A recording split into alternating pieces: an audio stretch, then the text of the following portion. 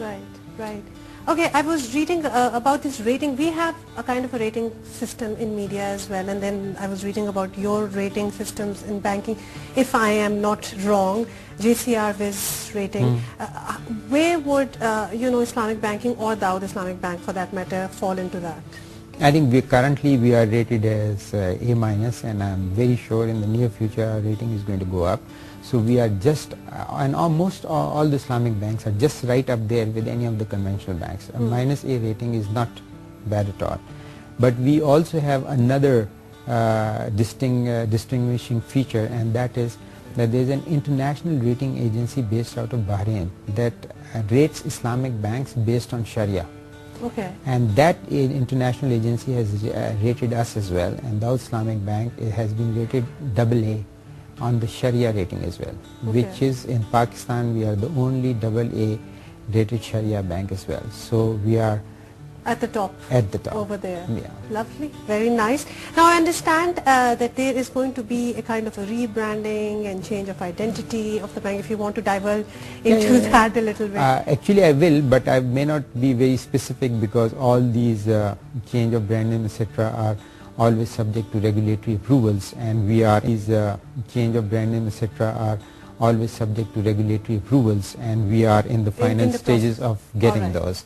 But yes, and the reason why we want to change is basically one, our investor shareholders have changed, and they are primarily from the Middle East now. Okay. So we wanted to have a name that reflects their identity, and we also wanted to have a name that reflects our aspiration.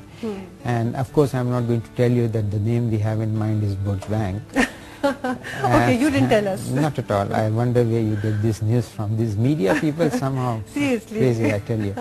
And Burj of course means a tower, it connotes height, and we believe we are, inshallah, with this shareholder group and this management, going to take our bank to new heights. Okay, cool.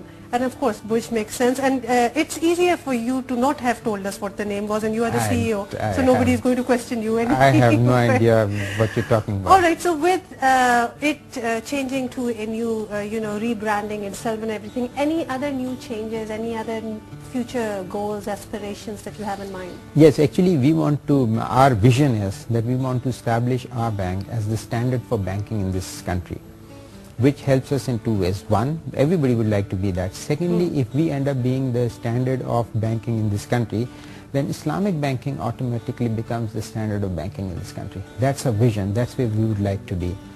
And our mission of course is among the top 10 banks of this country sometime in the not too distant future. And our focus is going to be on basically innovation. We are going to try and look at the new technological advances that have taken place and try and introduce those into banking.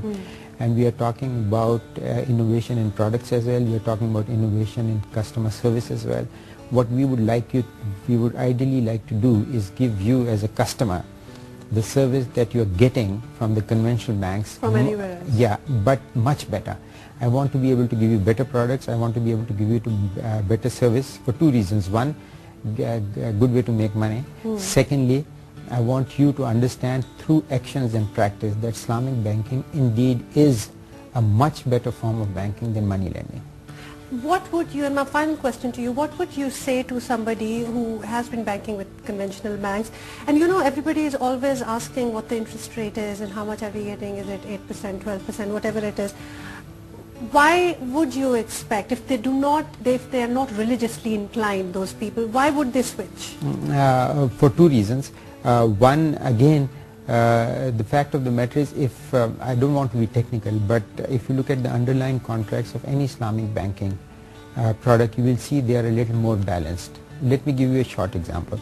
If you were going to borrow money to buy a car from a bank, you can get a car, same installment, everything. Now you go to Islamic bank for the same thing, you will get the same car, same installment, same everything, and you will wonder what is the difference. Let me give you the difference. One difference, there are many differences. One difference, for example, your car has had an accident and it's in the workshop for 2 months. If you have borrowed money from a conventional bank, you will be paying installment for those 2 months. Right. But if you have taken the car on ijara from Islamic bank, ijara means the bank has rented the car out to you. If you are not using the car, you cannot be asked to pay rent. So your rent for those 2 months will not be payable. So this is a far more balanced contract between the borrower and the user than it is in money lending. And this, I just give you one example, and this flows out in every contract, in a deposit contract, and if you are house financing products, any products that you have, you will see that the Islamic contracts and Islamic products are far more balanced in terms of responsibilities of each party to that contract. Now this brings me, although I've been told to just close it now, but I'll still ask you, last year we had the floods. Now a lot of banks were suffering because they did not know how to, get their money back, or whatever the real term for it is. How did Dawood Bank, or how did Islamic banking come into play over there? Because for months people's lands were submerged in water. They absolutely couldn't grow anything. A lot of places still can't. How would you work that well, situation actually, out? that's, that catastrophe in many ways affected everybody. It affected the economy. Dawood Bank did our financing in 2010 was much higher as compared to 2009, because there are other sectors in the economy that were not affected by the flood but needed the support. But let me just answer this question in another way to make a point clear. When this international financial crisis happened, most large banks of the world, you saw them go down. In the same economic crisis, the top 100 Islamic banks of the world, none of them failed. In fact, their business grew by 20 to 25% in the same economic crisis. And this is what I shows to you that the nature, although it looks the same, you say, yeah, it's the same thing, you're just calling it by another name, but the nature of banking is very different, and you get to know the strength of this banking in a crisis. So when there was an international crisis, these banks grew. When there was a local crisis, we were all right. Our NPLs and our profits were just fine, not an issue. And similarly, on an individual level, when things go south, you will recognize and realize that you had made a much better choice coming to Islamic banking rather going to the money lenders. And you did mention the fact that religious maybe not a good idea, but I've talked to many people, businessmen who are globetrotters and do every business in the world. And they have been telling me that ever since they shifted some of them to Islamic, they say कि हमारे पैसों में बरकत आ जाती है. It's an intangible concept. Everybody seems to believe it, and I believe it, and I know it, and I've experienced it. And you also know it from experience. Yeah, and I suggest you try it, and you'll find it out for yourself. Great. I'm tempted. I think I will. Thank you very much for coming here. And I'm going to ask our viewers that if you have any questions regarding Islamic banking, do write into us, and we will try to get the answers to you with your help. Thanks. Thank you very much for coming Pleasure. here. We are going to take a very short break.